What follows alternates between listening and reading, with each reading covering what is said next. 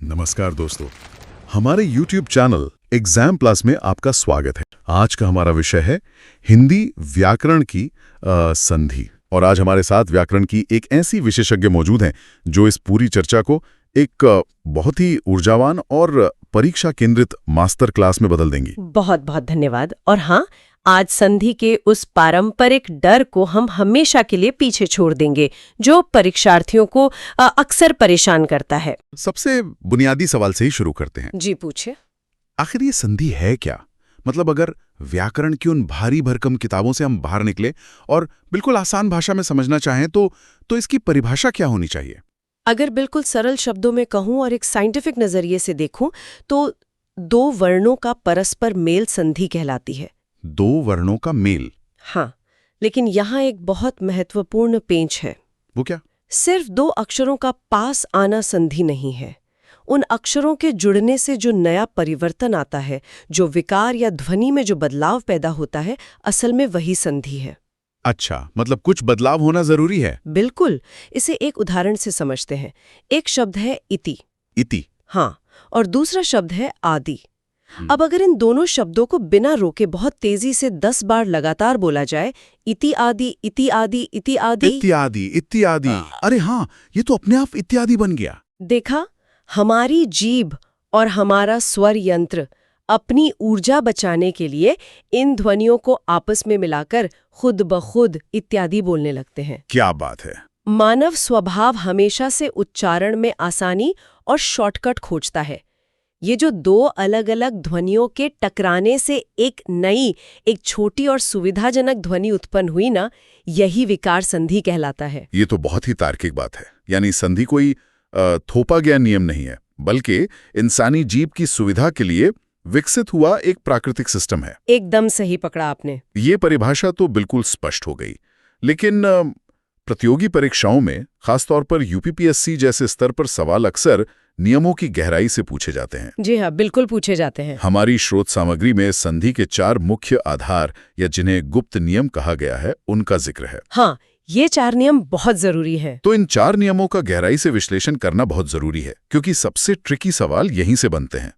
तो इनमें से पहला नियम आदेश बताया गया है। आदेश, हाँ। अगर हम शब्दों के डीएनए की बात कर रहे हैं, तो ये आदेश किस तरह का बदलाव है? देखिए, संधि की पूरी इमारत को समझने के लिए इन 4 नियमों को समझना मतलब नींव की ईंट के समान है। पहला नियम है आदेश। आदेश? नाम से ही कुछ अधिकार जैसा लग रहा है। इसके नाम में ही इसका स्वभाव छिपा है। आदेश का मतलब है कि जब दो वर्ण आपस में मिलते हैं तो उन दोनों के स्थान पर कोई तीसरा नया वर्ण आ जाता है। दोनों हट जाते हैं और तीसरा आ जाता है। बिल्कुल।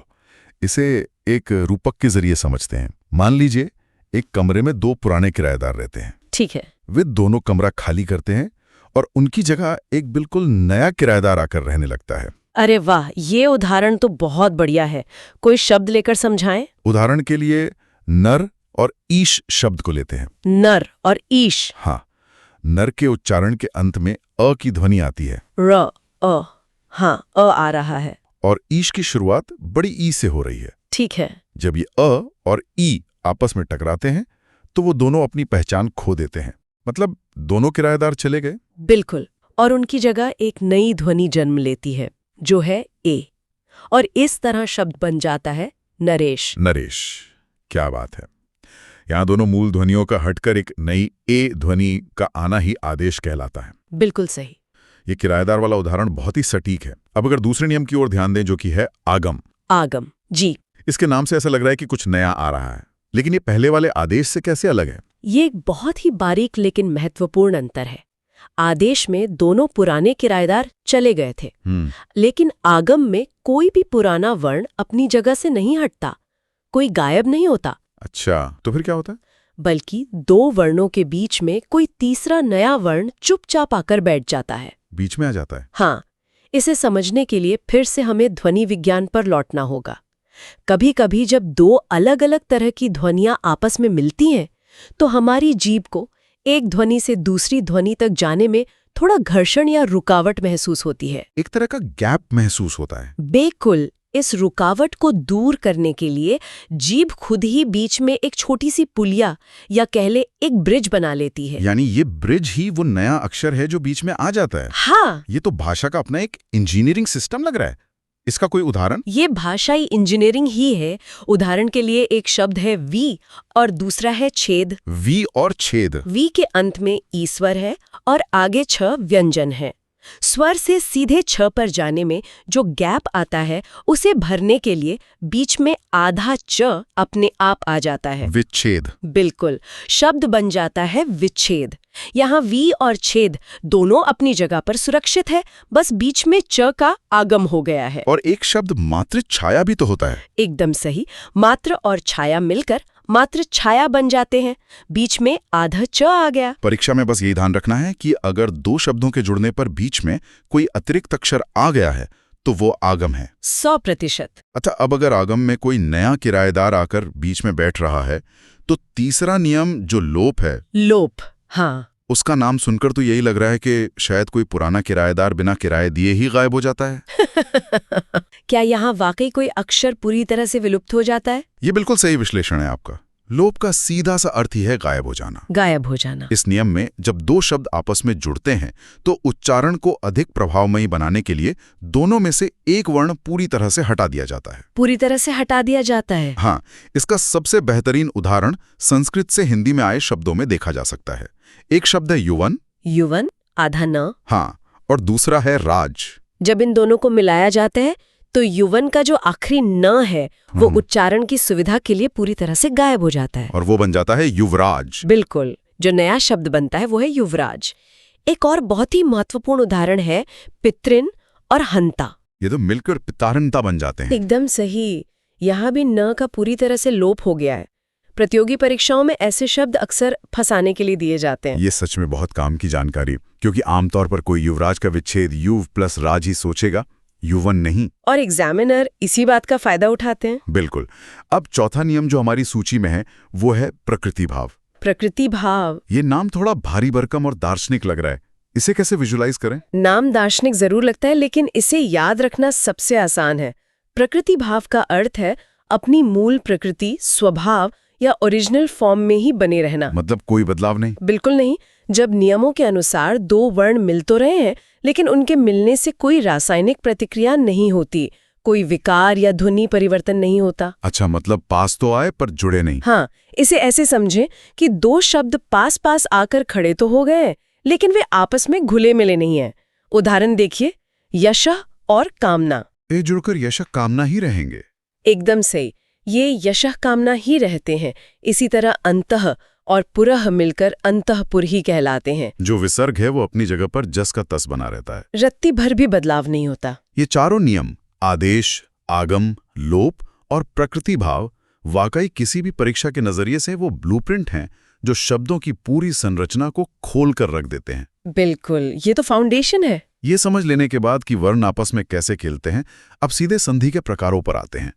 व्याकरण के अनुसार संधि 3 प्रकार की होती है, स्वर, व्यंजन और विसर्ग। जी। लेकिन हमारी आज की स्रोत सामग्री का जो पूरा फोकस है वो स्वर संधि और उसके 5 भेदों पर है, जहां केवल स्वर का मेल स्वर से होता है। हाँ, आज हम स्वर संधि का ही पूरा पोस्टमार्टम करेंगे। तो चलिए इसके सबसे पहले भेद दीर्घ संधि की बात करते हैं। स्रोत सामग्री में एक बहुत ही शानदार जुड़वा यानी ट्विन्स ट्रिक दी गई है। ये जुड़वा ट्रिक कैसे काम करती है? दीर्घ संधि स्वर संधि का सबसे पहला और शायद सबसे महत्वपूर्ण भेद है। जी। दीर्घ का शाब्दिक अर्थ ही होता है विशाल या बड़ा। इस संधि का मूल वैज्ञानिक नियम यह है कि जब दो समान स्वर, जिन्हें हम व्याकरण की जुड़वा भाई कह सकते हैं, आपस में मिलते हैं तो उनकी ऊर्जा जुड़कर उन्हें बड़ा कर देती है। मतलब अ और अ मिलेंगे तो वो हमेशा बड़ा आ ही बनेंगे। इसी तरह छोटी ई के साथ कोई भी ई मिले तो वो हमेशा बड़ी ई का रूप लेगी और ऊ के साथ ऊ मिलने पर वो बड़ा ऊ बन जाएगा। समान ध्वनियां मिलकर अपनी ही जाति की सबसे बड़ी ध्वनि में बदल जाती हैं। बिल्कुल। लेकिन देखिए, परीक्षा हॉल में जहां समय की बहुत कमी होती है और स्क्रीन पर एक घड़ी लगातार टिक टिक कर रही होती है, वहां हर शब्द का विच्छेद करके देखना तो संभव नहीं है। एकदम सही बात है। ऐसे में परीक्षार्थियों के लिए वो कौन सा विजुअल क्यू या देखने वाली ट्रिक हो सकती है जिससे शब्द स्क्रीन पर आते ही दीर्घ संधि पहचान ली जाए? बहुत ही व्यावहारिक सवाल है ये। इसके लिए परीक्षार्थियों को बस एक विजुअल स्कैनर की तरह काम करना। स्कैनर की तरह? हाँ, शब्द के बिल्कुल बीचों बीच, जहां से शब्द दो हिस्सों में बंटता हुआ महसूस हो, वहां बस आ की डंडी, ई की बड़ी मात्रा या ऊ की बड़ी मात्रा को ढूंढना है। बस बीच में बड़ी मात्रा देखनी है। हाँ, उदाहरण के लिए एक शब्द लेते हैं, देशाटन। देशाटन? ये देश और अटन से मिलकर बना है। देश का आखिरी अ और अटन का शुरुआती अ मिलकर आ बन गए हैं। परीक्षा में सिर्फ शब्द के बीच में शा की आ की मात्रा को देखना है और तुरंत दीर्घ संधि पर टिक लगा देना है। अरे वाह! और गुरुपदेश में? गुरु और उपदेश मिलकर गुरुपदेश बनते हैं। यहाँ बीच में रू पर बड़े ऊ की मात्रा साफ दिखाई देती है। अति और इव, अतीव, यहाँ भी बड़ी ई की मात्रा है ती में। बिल्कुल। इन सभी शब्दों के बीच में बड़ी मात्राएं ही एक चमकते हुए सिग्नल की तरह दीर्घ संधि होने का ऐलान करती हैं। ये स्कैनर वाली तकनीक तो सच में कमाल की है। बस बीच में बड़ी मात्रा देखो और आगे बढ़ो। समय बचाने का सबसे अच्छा तरीका। चलिए अब उस बिंदु पर आते हैं जहां अक्सर सबसे ज्यादा कंफ्यूजन होता है और जहां अच्छे परीक्षार्थी गलती कर बैठते हैं। आप गुण और वृद्धि संधि की बात कर रहे हैं ना? बिल्कुल। गुण संधि और वृद्धि संधि के बीच का अंतर। स्रोत सामग्री में इन दोनों को अलग करने के लिए एक बहुत ही मजेदार चोटी या मात्रा का लॉजिक दिया गया है। ये चोटी वाली बेहतरीन ट्रिक क्या है? गुण और वृद्धि संधि का ये कन्फ्यूजन बहुत आम है, क्योंकि दोनों में मात्राएं ऊपर की तरफ ही लगती हैं। लेकिन ये चोटी वाली ट्रिक इसे इतनी आसानी से सुलझा देती है कि इसे भूलना मुश्किल हो जाएगा। तो गुण संधि में कितनी चोटियां हैं? सबसे पहले गुण संधि का विश्लेषण करते हैं। इसकी विजुअल पहचान ये है कि शब्द के सिर पर हमेशा एक मात्रा होती है। एक मात्रा यानी ए या ओ की मात्रा? हाँ, इसे एक बहुत ही सुंदर फिलॉसफी से याद रखा जा सकता है। जो व्यक्ति गुणवान होता है वो बहुत साधारण, विनम्र और जमीन से जुड़ा होता है। अच्छा। इसलिए वो सादगी से सिर्फ एक चोटी रखता है, मतलब एक मात्रा। एक चोटी, ये बहुत ही शानदार और याद रहने वाला लॉजिक है। गुणवान व्यक्ति सादा जीवन जीता है, इसलिए एक चोटी। है ना मजेदार? इसके कुछ परीक्षा उपयोगी उदाहरण भी देखे जाएं ताकि ये कॉन्सेप्ट बिल्कुल पक्का हो जाए। जरूर। मान लीजिए परीक्षा के पेपर में शब्द आता है शुभेच्छा। शुभ और इच्छा? बिल्कुल। जब इसे ध्यान से देखेंगे तो भ के ऊपर ए की सिर्फ एक मात्रा यानी एक चोटी दिखाई देगी। एक चोटी दिख गई, मतलब गुण संधि। इसी तरह एक और शब्द है भाग्योदय, जो भाग्य और उदय के मिलने से बना है। यहाँ य के ऊपर ओ की एक मात्रा है। ये एक चोटी देखते ही समझ जाना चाहिए कि ये गुणवान व्यक्ति है, यानी गुण संधि है। इसके अलावा गुण संधि में एक और विशेष नियम है। जहाँ अ या आ के साथ री मिलता है तो वो अर बन जाता है। जैसे महा और ऋषि महर्षि बनते हैं। बिल्कुल। जो ऊपर उड़ने वाला र है ना, जिसे रेफ कहते हैं, वो भी इसी गुण संधि की एक विशिष्ट पहचान है। तो ये बात तो स्पष्ट हो गई कि गुण संधि मतलब सिर पर एक चोटी या ऊपर उड़ता हुआ र। एकदम सही। अब अगर इसी लॉजिक को आगे बढ़ाया जाए तो वृद्धि संधि में क्या होता है? क्या वहां चोटियों की संख्या बढ़ जाती है? बिल्कुल बढ़ जाती है। अगर शब्दों के अर्थ पर ध्यान दें तो वृद्धि का मतलब ही होता है बढ़ोतरी, विकास या समृद्धि। तो यहाँ मात्राओं की वृद्धि हो जाती है? हाँ, यानी सिर पर दो मात्राएं आ जाती हैं, ए या ओ की मात्रा। इसके पीछे का लॉजिक ये बनाया जा सकता है कि जब इंसान के पास बहुत पैसा आ जाता है, वो अमीर हो जाता है या उम्र में वृद्ध और अनुभवी हो जाता है, तो वो दिखावे के लिए या अपने रुतबे के लिए दो चोटी रखने लगता है। हाँ, अमीर या वृद्ध लोग दो चोटी रखते हैं। ये विजुअलाइज करने में बहुत ही आसान और मजेदार है। परीक्षा के तनाव भरे माहौल में ऐसी ही ट्रिक्स याद आती हैं। इसके उदाहरण भी डिकोड कर लेते हैं। देखिए, शब्द देखिए सदैव। ये सदा और एव से मिलकर बना है। शब्द के बीच में द के ऊपर ए की दो मात्राएं बिल्कुल साफ दिखाई दे रही हैं। दो चोटियां। इसी तरह वन और औषध मिलकर वनौषध बनते हैं। यहाँ न के ऊपर औ की दो चोटियां हैं। और महा और ऐश्वर्य से महेश्वर्य बनता है। बिल्कुल। परीक्षा की स्क्रीन पर जैसे ही किसी शब्द के बीचों बीच सिर पर दो चोटियां दिखें, बिना कोई दूसरा विचार किए उसे वृद्धि संधि मान लेना चाहिए। ये ट्रिक 90% से ज्यादा सवालों को तुरंत हल कर देती है। ये चोटी वाला लॉजिक तो सच में समय बचाने वाली जादुई ट्रिक है। चलिए अब उस संधि की तरफ चलते हैं जो थोड़ी सी तकनीकी लगती है, यण संधि। यण संधि, हाँ। स्रोत सामग्री में यण संधि के लिए एक मैग्नेट या चुंबक वाली ट्रिक का जिक्र किया गया है। ये चुंबक वाली बात बहुत उत्सुकता जगा रही है। अक्षरों के बीच में चुंबक कैसे काम कर सकता है? यण संधि को पहचानने का ये सबसे अचूक और वैज्ञानिक तरीका है।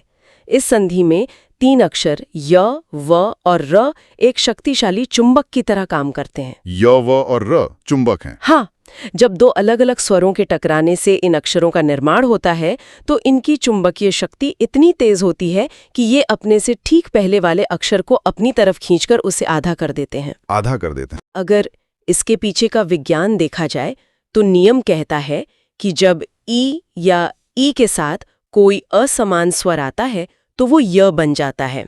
ऊ या ऊ के साथ असमान स्वर आने पर व बनता है और री के साथ आने पर र बनता है। ठीक है। ये बदलाव इतनी तेजी से होता है कि पिछला व्यंजन पूरा बोला ही नहीं जा पाता और आधा रह जाता है। तो इसका मतलब ये हुआ कि आपको पूरा शब्द पढ़ने की जरूरत ही नहीं है। परीक्षार्थियों को सिर्फ शब्द के अंदर य, व या र को खोजना है और ये देखना है कि क्या उसके ठीक पहले वाला अक्षर आधा लटका हुआ है। एकदम सही निष्कर्ष। उदाहरण के लिए यद्यपि शब्द को लेते हैं। ये यदि और अपि से बना है। हाँ।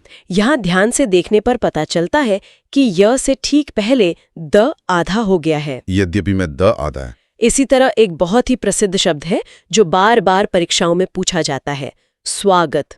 सु और आगत। बिल्कुल, यहाँ चुंबक व है और उसने अपने से पहले वाले स को खींचकर आधा स कर दिया है। स्वागत। प्रति और उत्तर मिलकर प्रत्युत्तर बनते हैं, जहाँ य से पहले तत्स आधा है और अभी और आस से अभ्यास बनता है। यहाँ भी य से पहले भ आधा है। तो बस एक ही विजुअल पैटर्न याद रखना है, एक आधा अक्षर और उसके तुरंत बाद चिपका हुआ य, व या र। ये देखते ही यण संधि की पहचान हो जानी चाहिए। ये मैग्नेट थ्योरी तो शब्दों की संरचना को बिल्कुल पारदर्शी बना देती है। आधा अक्षर और उसके बाद य, व, र, निशाना बिल्कुल सीधा यण संधि पर लगेगा। बिल्कुल सटीक। अब स्वर संधि के आखिरी भेद पर आते हैं, जो है अयादि संधि। हमारी स्रोत सामग्री में इसे सबसे सीधी साधी संधि कहा गया है। बहुत ही सीधी साधी है ये। और इसके लिए 3 अक्षरी जादुई ट्रिक बताई गई हैं। ये सीधी साधी संधि कैसे काम करती है? अयादि संधि को सीधा सादा इसलिए कहा जाता है क्योंकि इसमें न तो कोई लंबी चौड़ी मात्राएं होती हैं, न एक चोटी, न 2 चोटी और न ही कोई आधा लटकावा अक्षर। बिल्कुल प्लेन। एकदम प्लेन। इसकी सबसे बड़ी विजुअल पहचान ये है कि इससे बनने वाले शब्द लगभग हमेशा 3 अक्षर के होते हैं। 3 अक्षर के। ये देखने में बिल्कुल सरल और सपाट होते हैं। इनकी असली पहचान इनकी बनावट में नहीं बल्कि इनकी ध्वनि में होती है, उच्चारण में। हाँ, जब इन शब्दों का उच्चारण किया जाता है तो बीच में य या व की बहुत ही स्पष्ट ध्वनि सुनाई देती है, जैसे अय, आय, अव या आव। अय, आय, अव, आव। क्या इस अय आय वाली ध्वनि का अयादि संधि के नाम से भी कोई तार्किक संबंध है? ये बहुत ही गहरा सवाल है और इसका उत्तर इस संधि को हमेशा के लिए याद करवा देगा। अच्छा। इसका लॉजिक इसके नाम में ही पूरी तरह से छिपा हुआ है। अगर अयादि शब्द को ही ध्यान से देखा जाए तो इसकी शुरुआत ही अय से हो रही है, अय प्लस आदि। अरे हाँ, अयादि में अय है। नियम भी यही कहता है कि जब ए, ओ, औ के बाद कोई असमान स्वर आता है तो वे क्रमशः अय, आय, अव, आव में बदल जाते हैं। कोई उदाहरण? इसके उदाहरण देखिए। ने और अन मिलकर बनते हैं नयन। नयन। गे और अक से बनता है गायक। पो और अन से बनता है पवन। पवन। पौ और अक से पावक। इसके अलावा पौ और इत्र मिलकर पवित्र बनाते हैं। देखा जा सकता है कि ये सभी शब्द नयन, पवन, पावक कितने सरल हैं और ज्यादातर सिर्फ 3 अक्षरों से ही बने हैं। और बीच में य और व की स्पष्ट ध्वनि है। ये ट्रिक भी बहुत शानदार है।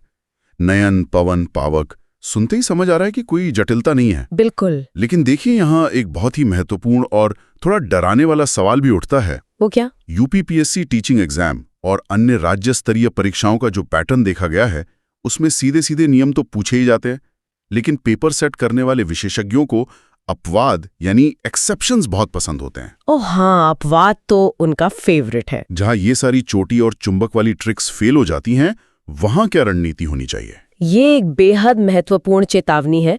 अपवाद ही वो खतरनाक क्षेत्र है जहां अच्छे मेधावी परीक्षार्थी मात खा जाते हैं। तो इनका विश्लेषण बहुत जरूरी है। इसलिए इन अपवादों का स्टेप बाय स्टेप विश्लेषण करना केवल जरूरी नहीं बल्कि अनिवार्य है।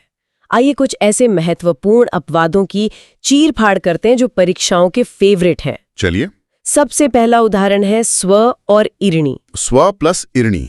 अगर गुण संधि का नियम लगाया जाए तो अ और ई मिलकर ए बनने चाहिए थे, यानी सिर पर एक चोटी आनी चाहिए थी। तो शब्द स्वेरिणी होना चाहिए था। बिल्कुल, लेकिन भाषा के पारंपरिक उपयोग में इसका जो शुद्ध रूप बनता है वो है स्वैरिणी, जहां ए की 2 मात्राएं आती हैं, यानी वृद्धि हो जाती है। स्वैरिणी यानी यहाँ नियम तो गुण संधि का लग रहा था, लेकिन परिणाम वृद्धि संधि का निकला। हाँ, ये परीक्षार्थियों को फंसाने के लिए तैयार किया गया एक चाल है। ऐसे और कौन से शब्द हैं जो इस तरह का धोखा देते हैं? दूसरा बहुत ही प्रसिद्ध उदाहरण है प्र और ऊढ़।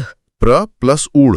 नियम के अनुसार अ और ऊ को मिलकर ओ यानी एक चोटी बनना चाहिए था, लेकिन ये बनता है प्रौढ़। एकदम सही, जहां औ की 2 मात्राएं आती हैं।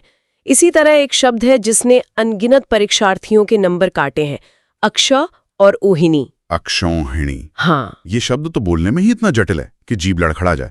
इसका विच्छेद और अपवाद कैसे काम करता है?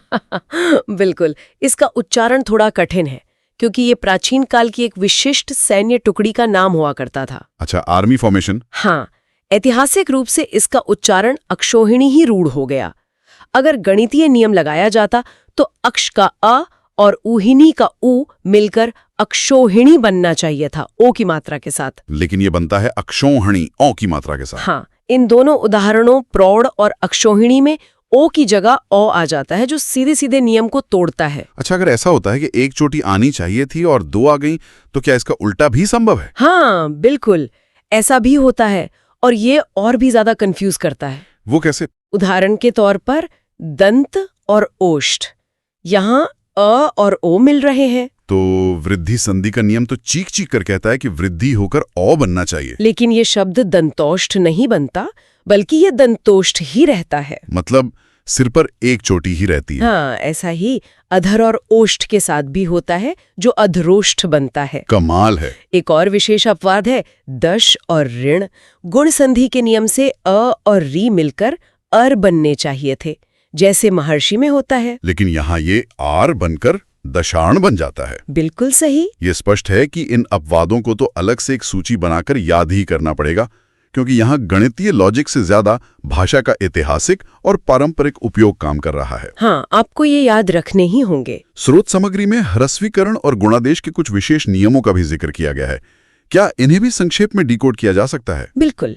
ह्रस्वीकरण का मतलब होता है किसी बड़े स्वर का छोटा हो जाना। छोटा हो जाना। हाँ, उदाहरण के लिए जब अ और अंग मिलते हैं तो दीर्घ संधि के नियम से अ और अ मिलकर बड़ा आ बनना चाहिए था, यानी शब्द अपांग होना चाहिए था। लेकिन ये बनता है अपंग। अपंग। इसी तरह कुल और अटा मिलकर कुलाटा नहीं बल्कि कुलटा बनते हैं। अच्छा, यहाँ दीर्घ संधि का नियम लागू होने के बावजूद स्वर बड़ा नहीं होता, बल्कि ह्रस्व यानी छोटा ही रह जाता है। एकदम सही। वहीं गुणादेश के नियम में प्र और एशक मिलकर प्रेषक बनते हैं। तो नियम से यहाँ वृद्धि होकर ए की मात्रा आनी चाहिए थी, लेकिन यहाँ गुण संधि का ए ही रह जाता है। परीक्षा में इन विशिष्ट शब्दों पर विशेष ध्यान देना चाहिए, क्योंकि एग्जामिनर इन्हीं जगहों पर परीक्षार्थियों की असली गहराई नापते हैं। आज के इस गहन विश्लेषण से ये साबित हो गया है कि शब्दों के इस खेल में नियम और अपवाद दोनों ही अपनी जगह अहमियत रखते हैं। बिल्कुल रखते हैं। मुझे लगता है कि आज के इस सेशन का सबसे बड़ा आहा मोमेंट अब आने वाला है। वो मास्टर दोहा। हाँ, इतने सारे नियमों, चोटियों, चुंबकों और अपवादों को एक साथ याद रखना किसी भी परीक्षार्थी के लिए थोड़ा भारी लग सकता है। बिल्कुल लग सकता है। इसलिए मैं चाहूंगा कि आप पूरे विषय को एक सूत्र में पिरोते हुए वो मास्टर दोहा सुनाए जो हमारी स्रोत सामग्री में दिया गया है। ये पोएटिक ब्लूप्रिंट यकीनन परीक्षा के अंतिम दिनों के रिवीजन में रामबाण साबित होगा। ये दोहा सच में किसी भी परीक्षार्थी के लिए एक मास्टरपीस है। इसे व्याकरण के आचार्यों ने बड़ी ही वैज्ञानिक सोच के साथ पिरोया है। तो सुनाइए। अगर कोई इसे आत्मसात कर ले तो स्वर संधि के 5 भेद उसकी उंगलियों पर होंगे। दोहा कुछ इस प्रकार है। जी। दीर्घ में सब बड़े हों, गुण में मात्रा 1। क्या बात है। वृद्धि 2 मात्रा करे, यण आधा अक्षर देख, अयादि सादे 3 अक्षर, य व बीच विशेष। और आखिरी लाइन, संधि स्वर की खत्म हुई, रहे न कोई क्लेश। वाह, क्या कमाल की पंक्तियां हैं। चलिए इस मास्टर दोहे की हर लाइन को जल्दी से डिकोड भी कर लिया जाए ताकि हमेशा के लिए जहन में बढ़ जाए। बिल्कुल। पहली लाइन, दीर्घ में सब बड़े हों। इसका मतलब वही स्कैनर वाली ट्रिक हुई कि शब्द के बिल्कुल बीच में आ, ई, ऊ की बड़ी मात्राएं दिखाई देंगी। एकदम सही। गुण में मात्रा 1, यानी शब्द के सिर पर सादगी से ए या ओ की एक चोटी दिखेगी। बिल्कुल सही डिकोड किया। और जो दूसरी लाइन है, वृद्धि 2 मात्रा करे, यण आधा अक्षर देख। इसका सीधा सा अर्थ है कि जहां अमीर या वृद्ध व्यक्ति की तरह सिर पर ए या ओ की 2 चोटियां दिखें, वो वृद्धि संधि है। और जहां चुम्बक वाले अक्षरों यानी य, व, र से ठीक पहले कोई आधा अक्षर दिखाई दे, वहां बिना झिझक यण संधि पर निशान लगाना है। और तीसरी महत्वपूर्ण लाइन, अयादि सादे 3 अक्षर य व बीच विशेष। मतलब शब्द बिल्कुल सादा होगा, ज्यादातर 3 अक्षरों का, जैसे नयन, पवन। और बोलते समय बीच में य या व की ध्वनि जैसे अयर, अव स्पष्ट रूप से सुनाई देगी। एकदम सही। अंत में संधि स्वर की खत्म हुई, रहे न कोई क्लेश। यानी इस दोहे के साथ स्वर संधि का सारा डर, कंफ्यूजन और क्लेश हमेशा के लिए खत्म। सत्यवचन। इस एक छोटे से दोहे ने हमारी आज की इस पूरी विस्तृत चर्चा के सार को केवल 4 पंक्तियों में समेट दिया है। सच में। अब किसी भी परीक्षार्थी को परीक्षा हॉल में घबराने की बिल्कुल भी आवश्यकता नहीं है। बस स्क्रीन पर शब्द को देखना है, उसकी शारीरिक बनावट को समझना है, हमारी इन विजुअल ट्रिक्स को अप्लाई करना है और सही उत्तर प्राप्त कर लेना है। ये बहुत ही शानदार और तार्किक तरीका है। आज की इस चर्चा ने वाकई संधि जैसे जटिल और नीरस माने जाने वाले विषय को बहुत ही आसान, वैज्ञानिक और रोचक बना दिया है। तो दोस्तों, इसी विचार के साथ आज का ये गहन विश्लेषण यहीं समाप्त होता है। वीडियो पसंद आया हो तो लाइक और शेयर जरूर करें और चैनल पे नए हैं तो एग्जाम प्लस को सब्सक्राइब जरूर करें। जय हिंद।